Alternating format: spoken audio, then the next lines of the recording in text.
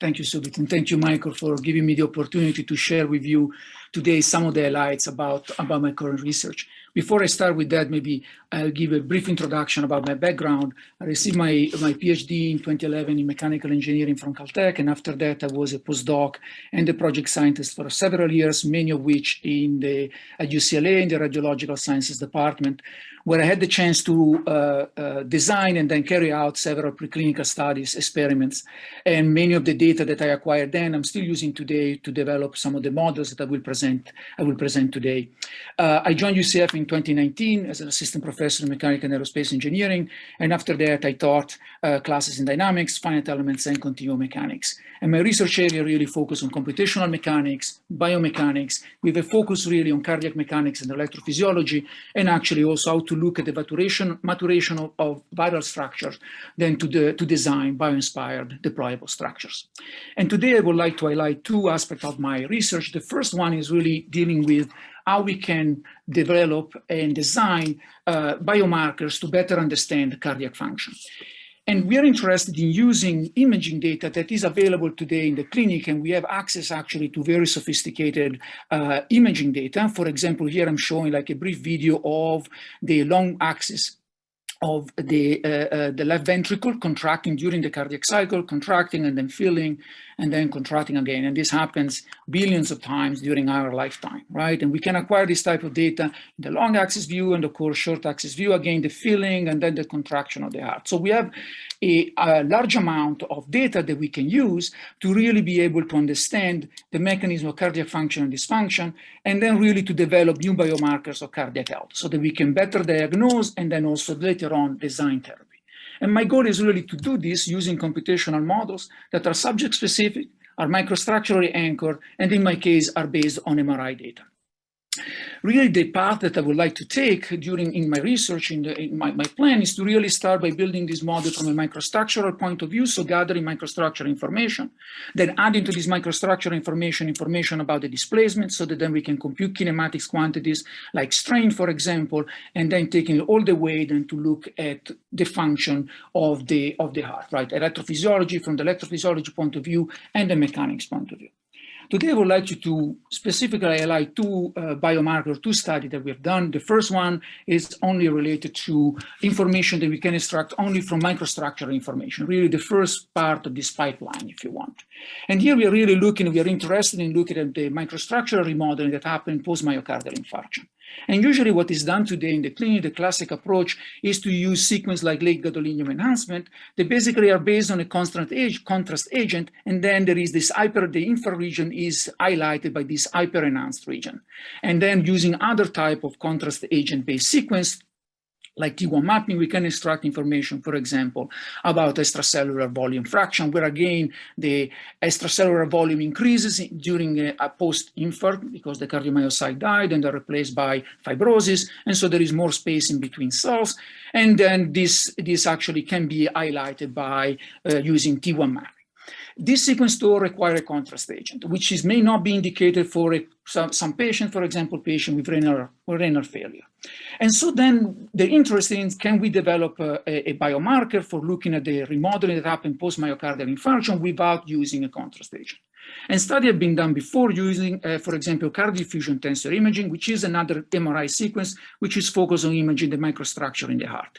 And there we can see that if we look at mean diffusivity, a quantity that we can again measure using CDTI, cardiodiffusion tensor imaging, we see the mean diffusivity increases in the infarcted region, again, because we have larger extracellular space, so more space for water molecules to diffuse. What we are particularly interested in is radial diffusivity, which actually measures the diffusion of water in the direction perpendicular to the cardiomyocyte. And then when we compare the rate of increase of radial diffusivity with the best biomarker that we have currently available, the one that is based on contrast agent is still higher, right? There is still a higher variation between the border and the remote region, or the infarct and remote region.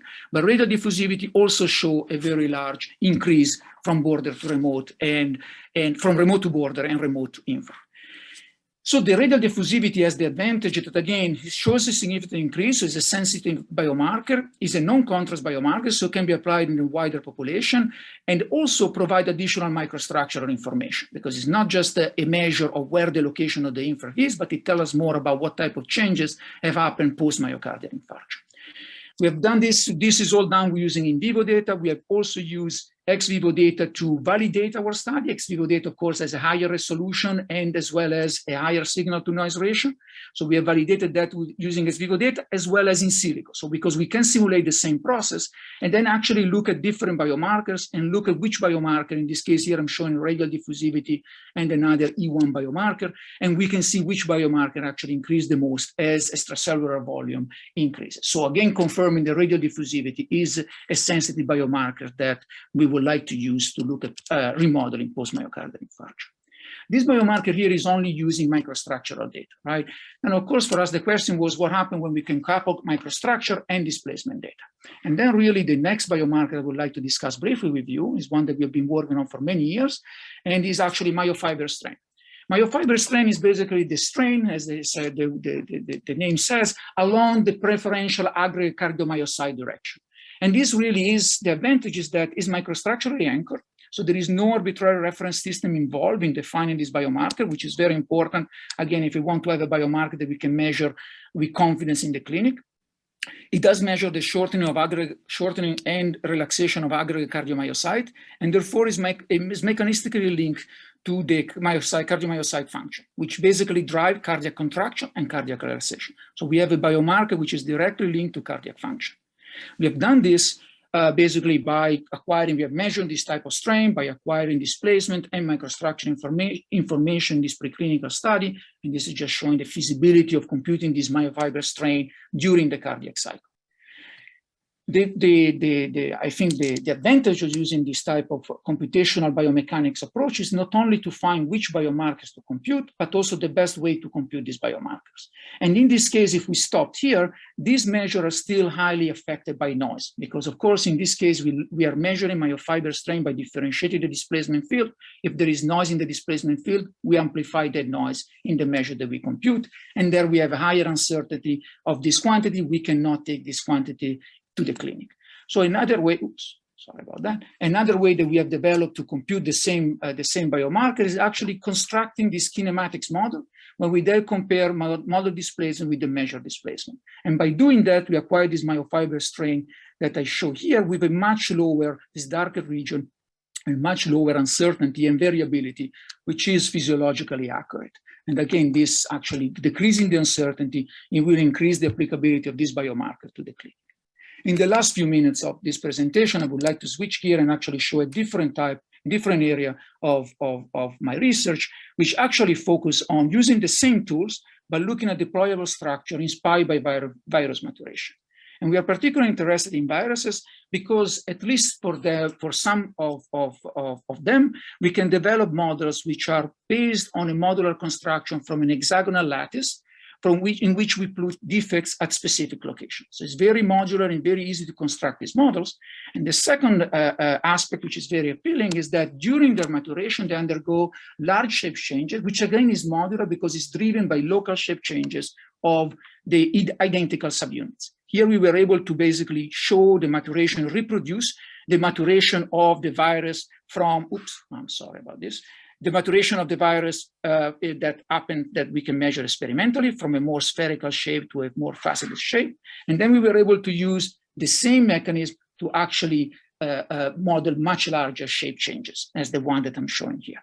This is again done only with respect to certain specific geometries. Of course, we want to extend this to a more general geometry, and that's really what we've done with the next model, where we're actually taking these colloidal particles on liquid shells, which is again a model that is often used in biophysical studies to study, for example, proteins on lipid bilayers. And then basically we leverage this interaction between colloids and the substrate to basically guide the symmetry and packing of these colloids by leveraging curvature, the interplay between curvature, elasticity, and the colloidal interaction potential.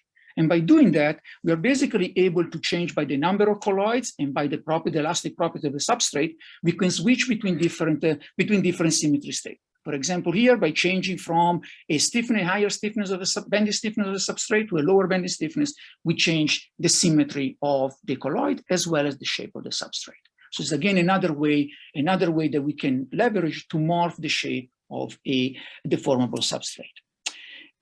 To conclude, we would like to take this different research project in the near term and the long term. In the near term, the focus for the radial diffusivity project is really to take this and be able to characterize the remodeling that happens post-myocardial infarction automatically. Because again, that will allow, for example, machine learning, because that will allow to take this method again closer to the clinic. And with the same goal to translate these biomarkers to a clinical application, we would like to compute transmural and regional cardiac strain by using not voxel-wide displacement information, but using only surface information, because are faster to acquire, again, easier to do it in a clinic. Regarding the bio-inspired structure, we would like to extend this to more general geometry, leveraging the packing of colloids on the formable surface, as I showed you in the last slide. And in the long term, the goal is really to link now this kinematics and microstructural model to mechanics and electrophysiology. We're already doing that, but not on a patient-specific base, and that's really what we would like to do in the long term, as well as to look more in details at the mechanics, and specifically the material models as well as the material properties, and then be able to reproduce maps of myocardial stiffness, because again, that can be another biomarker that can be quite useful in the clinic to distinguish the uncertain progression or to detect the uncertain progression of disease. And finally, regarding the bio-inspired deployable structure, we would not only like to design them, but also to then prototype this deployable structure based on the extension of this construction, based on this hexagonal lattice that I just showed. And I would like to conclude with acknowledging and thanking all the students, current and past, the graduate students that work with me on this project. And of course, the many collaborators here, UCF and outside, that make this research possible. Is very interdisciplinary. So without their help, I wouldn't be able to do this. So, and also the funding, of course, that allow me to do this research. And thank you for your attention. I'll be happy to take any questions.